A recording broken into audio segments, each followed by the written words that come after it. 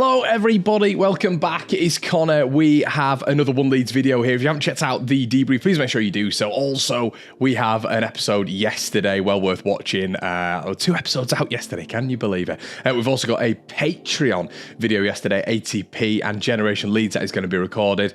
There's been a lot of demand for my father to be on the debrief. If you want that, let me know in the comment section below and we can get that arranged. I put it out as a community post the other day and there seems to be a lot of people supporting that. So if you want him on, let me know in the comment section below and we'll get a little bit of an understanding, because he's thinking he can't come on. They're not going to want me on, but there we go. If you guys support in the section below, he'll know. Listen, as well, we got your merch. We got your One Leeds merch, all available. Link in the description below. Well worth it. I don't know if you'll be able to see it properly there.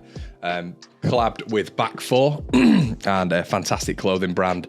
Collabed with them, and we've got t-shirts, we've got hoodies, we've got jumpers, we've got all your good stuff. Make sure you check it out and you won't get that tripe that the club releases. It's good quality stuff. So anyway, let's get into your news today, everybody. Oh, it was bleak international football last night, wasn't it? Watching England was horrendous as always, and then obviously Wales I was keeping an eye on the Welsh last night as we were doing the debrief. They played Poland, they lost that on penalties, and guess who missed the penalty? It was Dan James. I would never, as much as I love Dan, for a critical penalty to send me to a competition in the summer months, I wouldn't be relying on Dan James. I wouldn't, and that's not because Dan's had a bad season at all. It's not because I don't love what Dan's done this season, how he's proved me and others so wrong, but as the 5th penalty taker, it just wouldn't be my thing. You'd need someone else on that for me. And yeah, he missed. Poland went through.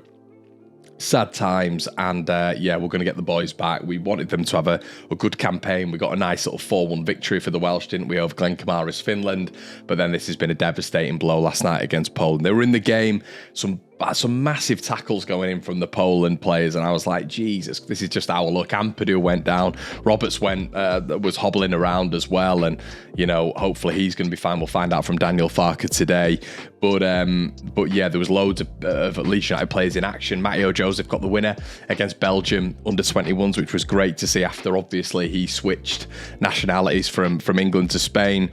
But we're going to find a lot out today, but you know, it's going to be fascinating to see. But I wanted to discuss Joe Rodon as well. If you haven't already, BBC, Sky Sports, everybody has been praising his performance. He literally had Lewandowski in his back pocket. He was brilliant last night. Archie Gray also featured. Liam Cooper was away. Glenn Kamara was away, Wilf Gnonto was away, so we've got 1, 2, 3, 4, 5, 6, 7, 8, 9 players. Charlie Cresswell as well was missing from England under 21s last night, and obviously Farke's probably going to explain if there's a little bit of an issue there. We don't need another centre-back falling down.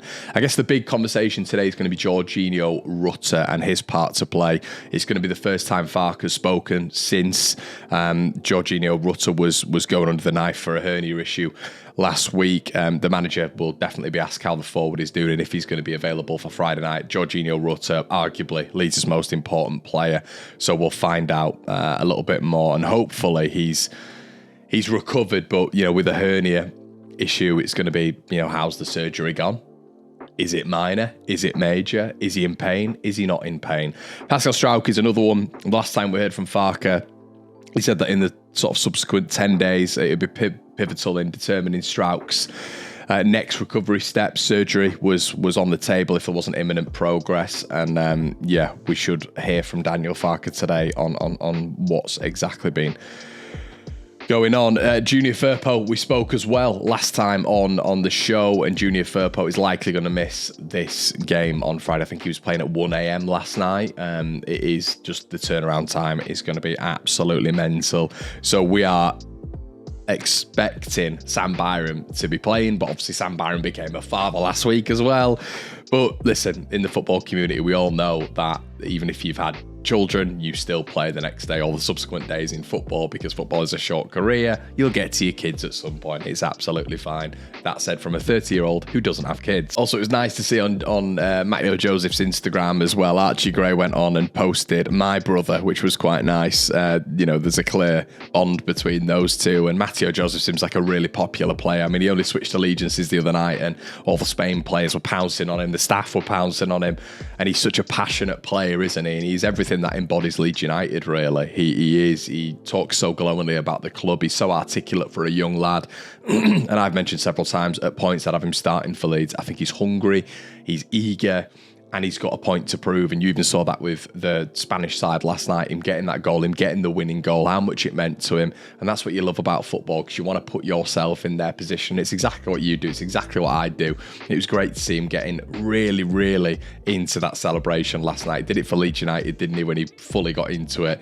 And yeah, I'd love to see more of Matteo Joseph. And listen, we might see more of him potentially due to injuries as well. Who knows? The most assists for any championship player in one season has been Graham Dorran's 19. Jorginho Rutter is on 16 with 8 to go. And the reason I mention that is because I'd love to see Willy Gnonto centrally. I think that would be the perfect replacement in that middle ground. I think him and Gnonto and Perrault and Rutter, they're all very different profiles, but I think Gnonto is more similar to Jorginho Rutter in terms of taking a player on and moving past a defensive sort of rear guard. I think Perrault is a little bit more sort of the lateral passing and the strikes from the edge of the area. But listen, I'm okay with Perrault being in there, but it does throw up the conversation of, with this guy missing, if he is missing, what on earth do Leeds do? Because he's so important to what we do, to how we tick over, to how we move through that midfield to the attack, to firing the ball into Georgie when we need to alleviate a little bit of pressure during a game. His absence on Friday is going to be massive, but do you take the hit when it comes to Firpo, take the hit when it comes to Rutter? So then both of those players go into a monumental game with Hull City on Monday night. Hull City, who just don't seem to lose to any of the top 4 sides and have a really good record against top half sides this season. And with the likes of Philogene coming up against us, a player who in my opinion is nearly on the level of Mavididi and Somerville, and, you know, Fabio Carvalho, players within their arsenal who are match winners. Leeds need to be at full throttle, at full strength on Monday night. But we have to get this game out the way against Watford. And in my opinion, this is going to be a real test, this 4-day period. I mentioned it on the debrief last night that there is potential right now for this game and these 2 games over the Easter weekend. We've had it before when it's come to Brentford and Wigan with Leeds United, where we've struggled. But I think there is going to be one of the 4 teams falling off this weekend, and I don't think they'll recover, because I think 4 to 6 points falling off at this point in the season is a huge problem. Let me know what you think in the comment section below. And reports are suggesting this morning that Tottenham Hotspur and Newcastle United are now after 16-year-old Ollie Pickles of the Leeds United Academy. He's a 16-year-old who is now playing for the under-18s, and apparently he's ripping it up. We've spoken about Charlie Crew, Harry Cray, obviously Archie's made it into the first team, but apparently Ollie Pickles is a real player, a real starlet, and it's proving once again that this Leeds United Academy is just thriving. But Newcastle and Tottenham are apparently very interested in the young lad, and hopefully Leeds can stave off interest, because I'm sick of these sort of sharks in and around Leeds United's academy. It's always been the same thing, because we produce such excellent players.